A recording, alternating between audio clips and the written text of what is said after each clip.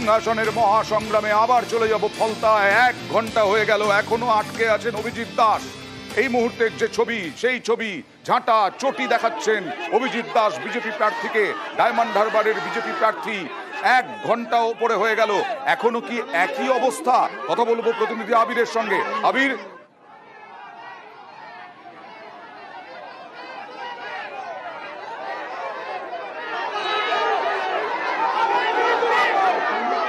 আবির এখনো কি একই অবস্থা?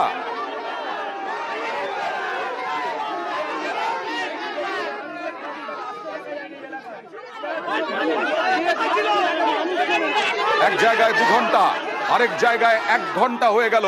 প্রায় 3 ঘন্টা আটকেই থাকলেন অভিজিৎ দাস। ডায়মন্ড হারবারে তৃণমূল প্রার্থী অভিষেক বন্দ্যোপাধ্যায়, তার প্রতিদ্বন্দ্বী অভিজিৎ দাস। অভিজিৎ দাস কি বলছেন দেখুন। আপনার সাথে বিজেপি কর্মী সমর্থকরা তারা কোথায়? আজকে রাস্তাতে তারা সবাইকে মারধর করে বার করে দিয়েছে। সারা ধরে কালকে ফলতার বুকে, ডায়মন্ডের বুকে অত্যাচার হয়েছে। কেন্দ্রীয় বাহিনী কোনো কাজ করছে না।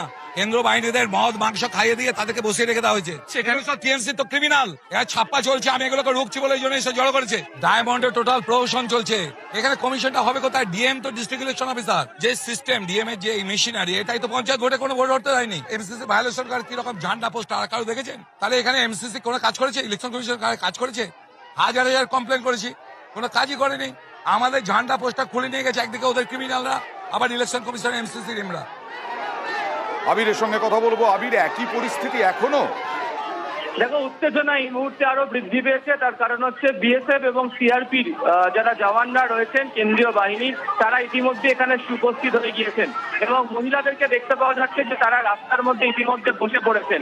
ফলে পরিস্থিতি আগের তুলনায় অনেকটা বেশি উত্তেজিত হয়েছে। এবার কেন্দ্রীয় বাহিনী যারা আধিকারিকরা রয়েছেন, তারা এসে বোঝানোর কাজ শুরু করেছেন যে এখান থেকে তারা যেন অবরোধ থেকে তারা যেন তুলে নেন। দীর্ঘ সময় ধরে এখানে অবরোধ করে রাখতে পারা যাবে না। এবং যারা এতক্ষণ রাজ্য পুলিশের যারা কিওয়ার্ড যারা ছিলেন তারাও বোঝাচ্ছিলেন। এবার দেখতে পাওয়া যাচ্ছে যে কেন্দ্রীয় বাহিনী তারা এসে সেই কাজ শুরু করে দিয়েছেন এবং তাদের বক্তব্য হচ্ছে যে বারবার ধরে এই ধরনের যদি পরিস্থিতি জায়গাতে তৈরি হতে থাকে তা যথাযথ নয়। একেবারে লাইভ ছবি দেখছি আমরা আবির। হ্যাঁ, বলতে থাকো তুমি। দর্শকদের জন্য জানাই, এটা একেবারে লাইভ ছবি। কেন্দ্রীয় বাহিনী যারা জওয়ানরা রয়েছেন তারা বোঝানোর কাজ শুরু করলেন। সিআরপির কয়েকজন অফিসার এসছেন, তারা বোঝাচ্ছেন।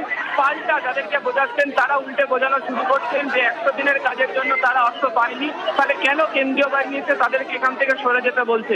তাদের বক্তব্য যে তারা এখানে শান্তিপূর্ণভাবে অবস্থান বিক্ষোভে বসেছে, তারা তো এখানে কোনো অশান্তি তৈরি করছে না, তাহলে কেন কেন্দ্রীয় বাহিনী তাদেরকে এখান থেকে সরতে বলছে।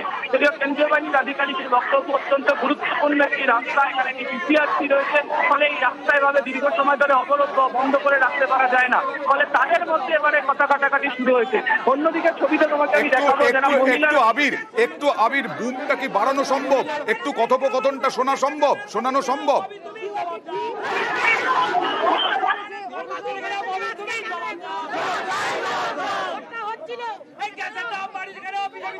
আবির, কেন্দ্রীয় বাহিনীর সঙ্গে বিক্ষোভকারীদের যে কথোপকথন হচ্ছে সেইটা যদি একটু শোনানো যায়।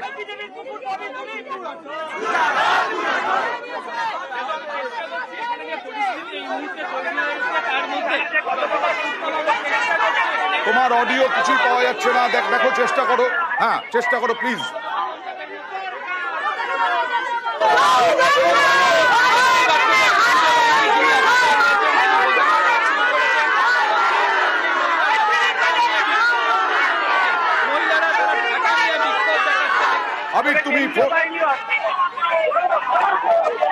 আবির, তুমি বুমটা নিয়ে কথা বলো। বুম নিয়ে কথা বলো, কিচ্ছু শোনা যাচ্ছে না আবির।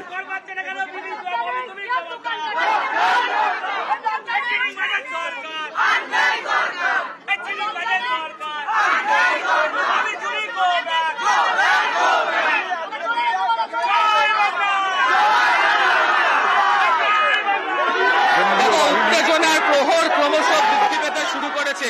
মহিলারা তারা হাতে ছাতা নিয়ে তারা কেন্দ্রীয় বাহিনী জওয়ানদের সামনে তারা বিক্ষোভ প্রদর্শন করছেন।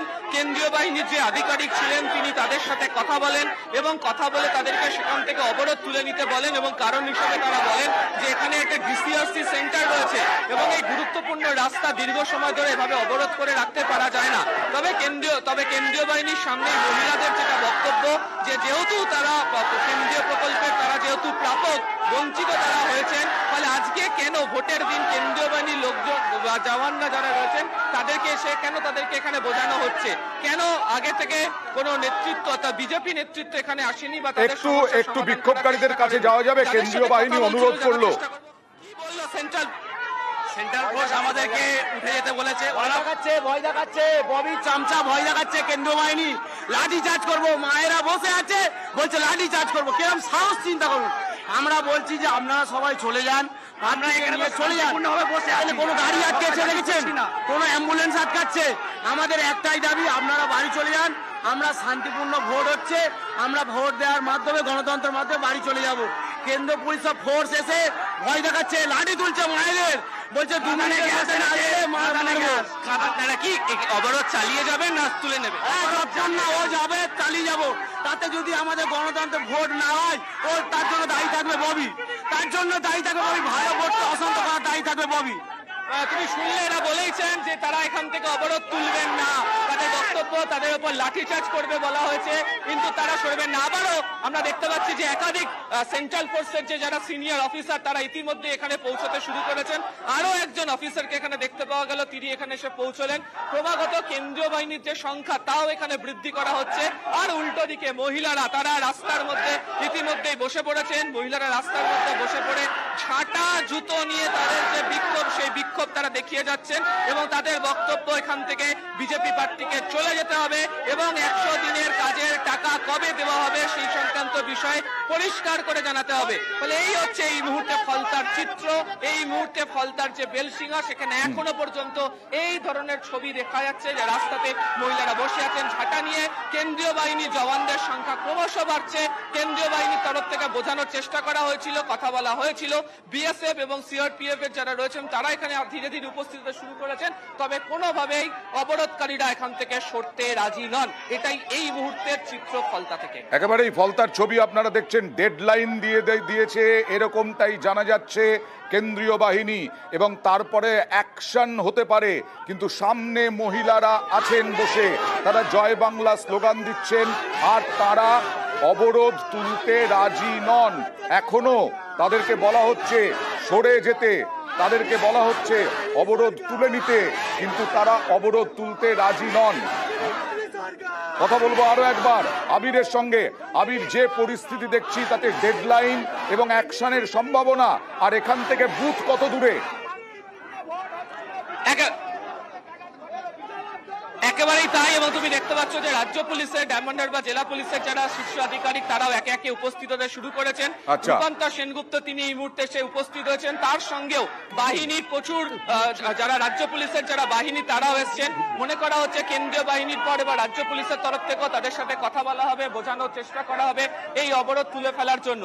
তবে কেন্দ্রীয় বাহিনীর জওয়ানদের তরফ থেকে এখানকার যারা বিক্ষোভ করছেন তাদের যেটা অভিযোগ ছিল যে তাদেরকে বলা হয়েছে ওকে, দেখা যাক পরিস্থিতি।